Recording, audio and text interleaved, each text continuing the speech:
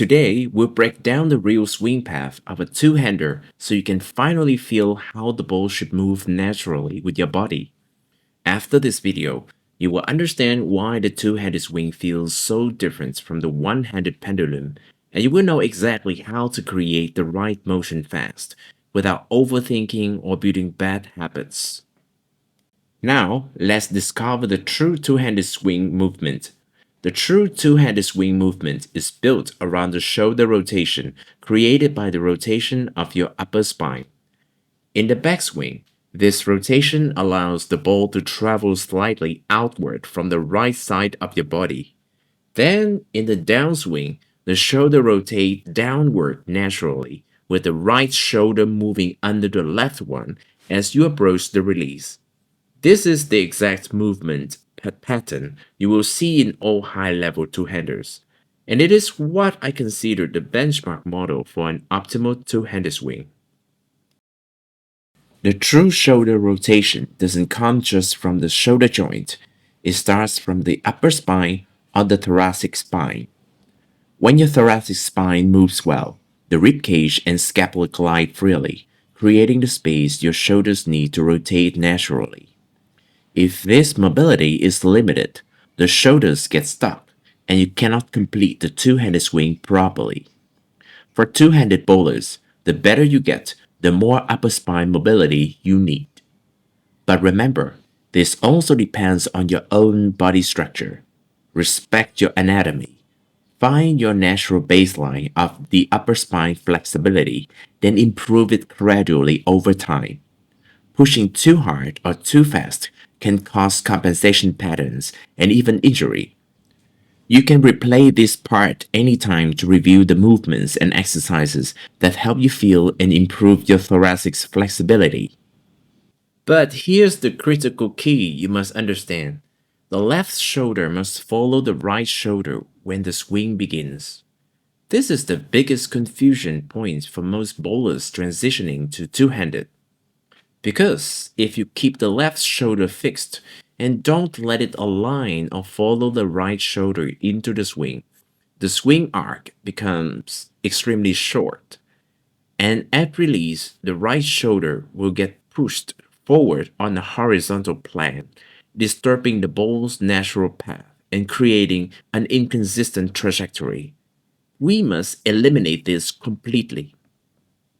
Some bowlers, especially kids or natural athletic players, adopt this shoulder following movement instinctively. They don't even think about it, and their swing just works. But many others really struggle with this exact point. So, who tends to get stuck with this problem, and who finds it easy? Let's break it down. So, who gets confused and why? It all depends on your bowling background. Generally, we can group bowlers into three categories.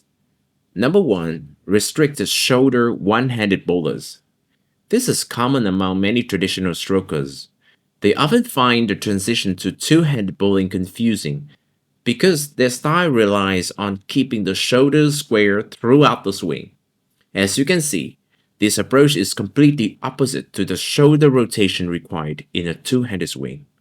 Many great one-handers bowl very effectively this way, but if you are switching to two-handed, you will need to unlearn this habit. It simply doesn't work with the two-handed swing mechanics. Number 2. Flexible shoulder one-handed bowlers. These bowlers transition much more easily.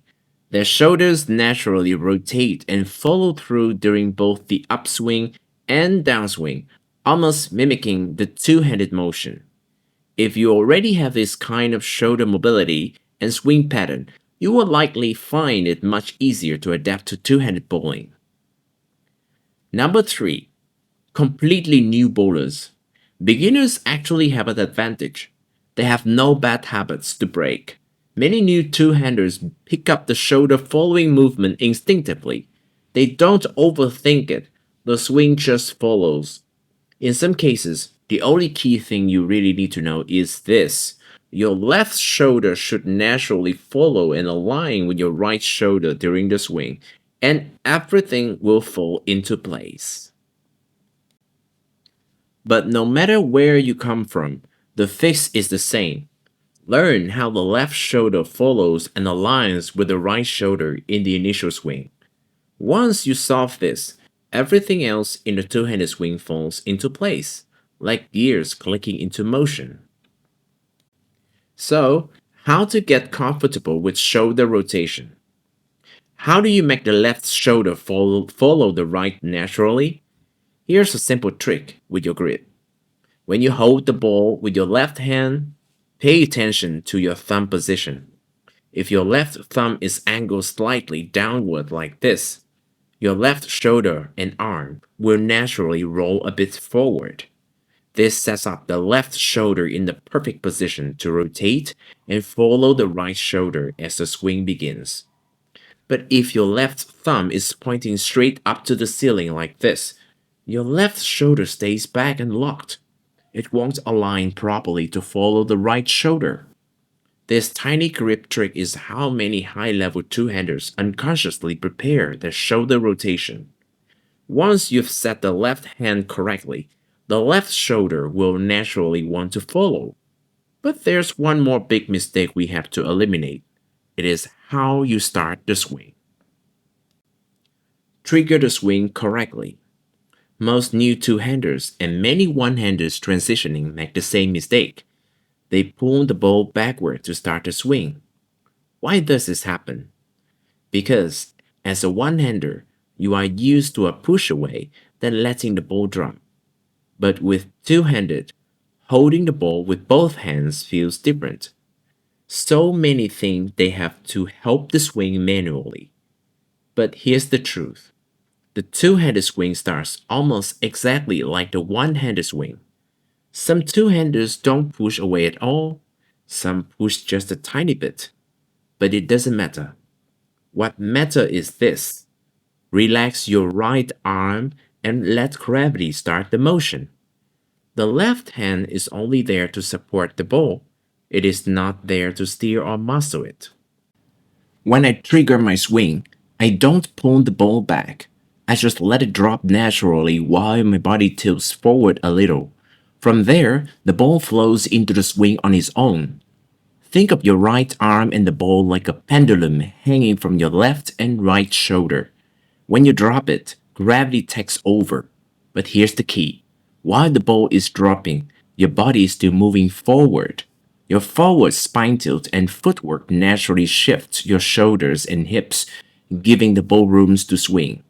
And because your arm and ball are like a pendulum connected to your shoulders, it just swings up behind you on its own, not because you are pulling it, but simply from your body movement and momentum. Here's another way to imagine this concept.